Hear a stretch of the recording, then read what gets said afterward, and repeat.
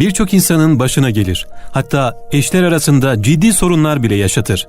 Aşırı horlama sonucunda yanındakini uyutmaması çeşitli psikolojik sorunların oluşmasına yol açar. Ama en büyük sorunlardan biri de horlamanın asıl nedeni ve çözümünün ne olduğuyla alakalı. Bu videomuzda bunun cevaplarını bulacaksınız. Videomuza başlamadan önce lütfen kanalımıza abone olmayı unutmayınız. Hazırsanız şimdi detaylara geçelim. Horlamanın en basit tanımı hava yolunun kısmen kesilmesidir. Nefes alırken burnumuz ya da ağzımızla akciğerlerimiz arasında düzenli bir hava akışı olur. Otururken, egzersiz yaparken ya da herhangi bir hareketimiz anında havanın burun içinde ağızdan daha hızlı hareket etmesi durumunda soluduğumuz hava bazı sesler üretir ve bu sesler oldukça az çıkar. Ancak uyku esnasında boğazımızın arka bölgesinde yer alan kaslar kısmen gevşeyip hatta geçici olarak kapandığı için kişi nefes almaya çalışırken boğazda bir titreme meydana gelir. Bu durumda horlamaya neden olur. Her horlamanın nedeni uyku apnesi değil. Birçok farklı sağlık sorununun horlamaya neden olabileceğini sakın unutmayın. Hemen hemen herkes hayatının bir döneminde horlama sorunu yaşar. Her ne kadar akla ilk uyku apnesini getirsek de direkt uyku apnesiyle bağdaştırılamayacağını, her uyku apneli insanın horladığını ancak her horlamanın uyku apnesi olmadığını unutmayın. Kişide farklı sağlık sorunlarının belirtisi olabilen horlama genellikle burun, ağız ve boğaz yapısına bağlı olsa da yaşam tarzı ve alışkanlıklarına bağlı olarak da görülebilir. Kişi gün içinde yaşadığı yorgunluğa bağlı olarak horlayabildiği gibi farklı nedenlerden kaynaklanan ve uzun süre görülen horlama sorunu doğru nefes alışverişlerini etkilediği için kaliteli bir uykuya engel oluşturur ve kişinin gün içinde halsiz ve yorgun kalmasına neden olur. Horlamanın altında yatan nedenlere dikkat. Uzun dönem devam eden, kesik kesik bir anda nefes almayla devam eden ve sürekli bir horlama söz konusuysa bu durumun mutlaka araştırılması gerekir. Horlamanın altında yatan diğer nedenler şöyle. Burun ucu ve gırtlak girişi arasında herhangi bir darlık ve et büyümesi, hava yolunu sıkıştıran ve hava geçişini engelleyen nedenler, burun kıvrımlarında eğrilik, burun eti, sinüzit, özellikle çocuklarda geniz eti, büyük bademcik, aşırı kilo, solunum yoluna dışarıdan baskı yapan gırtlak, burun, boğaz ve çene şekliyle ilgili sorunlar, küçük dil veya yumuşak damak şişmesi, alkol tüketimi, uyku ilacı kullanılması, hamilelik, yorgunluk, uyuma şekli gibi nedenler, yüksek tansiyon, kalp hastalıkları, uyku apnesi, yeterli ve düzenli uyuyamamak. Uykuda nefesiniz kesiliyorsa aman dikkat! Kendi horlamanıza uyanıyorsanız, uykuda kesik kesik nefes alıyorsanız, uykuda nefesiniz kesiliyorsa bu belirtilerin mutlaka dikkate alınması gerekir. Horlama çok basit bir konu gibi görülse de altta yatan farklı birçok ciddi hastalığın belirtisi olabilmektedir. Belirtileri arasında sabahları oluşan boğaz ağrısı, baş ağrısı, yorgunluk, halsizlik, çarpıntı, uykuya dalmakta zorlanma, geceleri nefes nefese uyanma, sinirlilik, gün içinde dikkat bozukluğu ve uykuya meyilli olma sayılabilir. Bazı horlamaların altında geniz tümörü olabilir. Evet, horlamanın bazı tiplerinin tedavi edilemeyeceğini unutmayın. Bazı horlamaların altında geniz tümörü vardır. Bu nedenle horlamanın nedenlerinin araştırılması büyük önem taşımaktadır. Yumuşak damak, büyük bademcik gibi tablolar sonucu görülen horlamada cerrahi tedavi seçeneği uygulanabiliyor.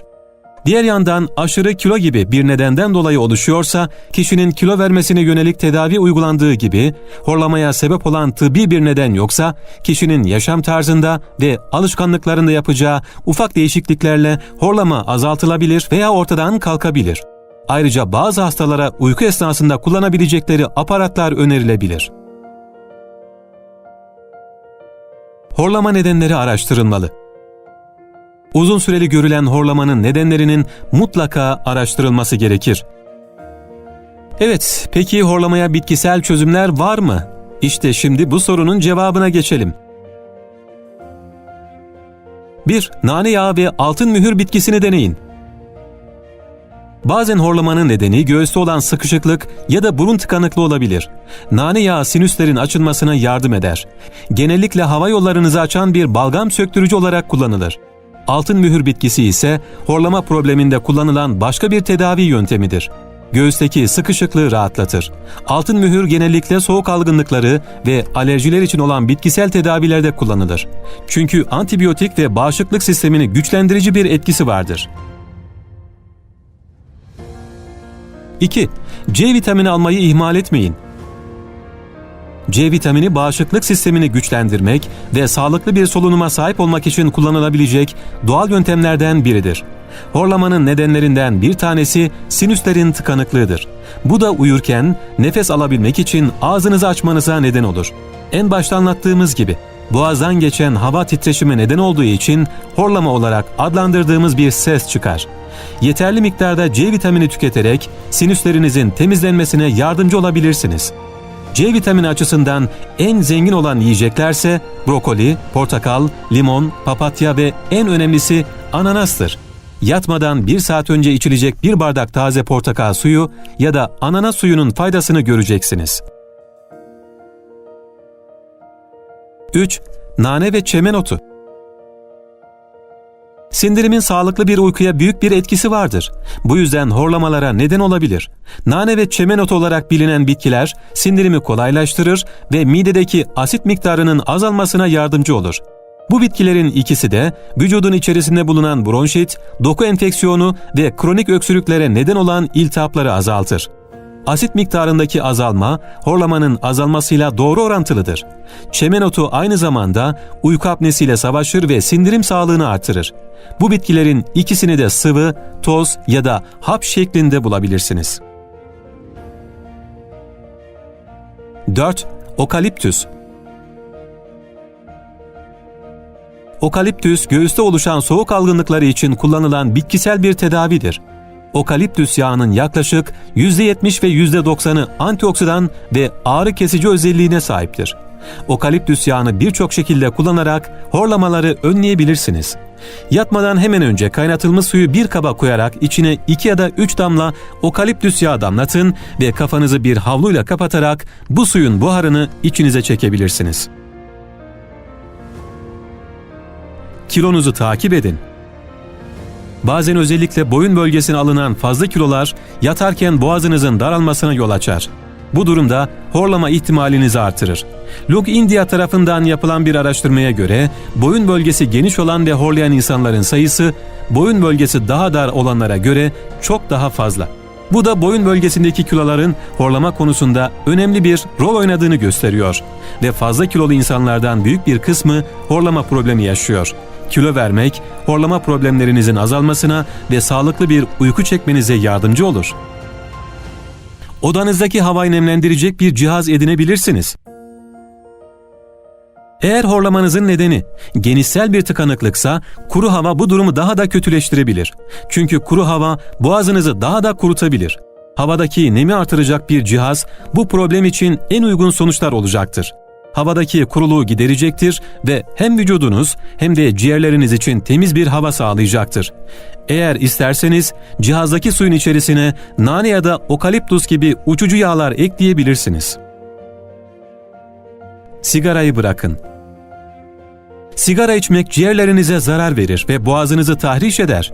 Burnunuz sigara yüzünden tıkanır ve nefes almanız zorlaşır. Bu durumda horlama ihtimaliniz yükselir ve burnunuzdaki tıkanıklık her sigarayla biraz daha artar.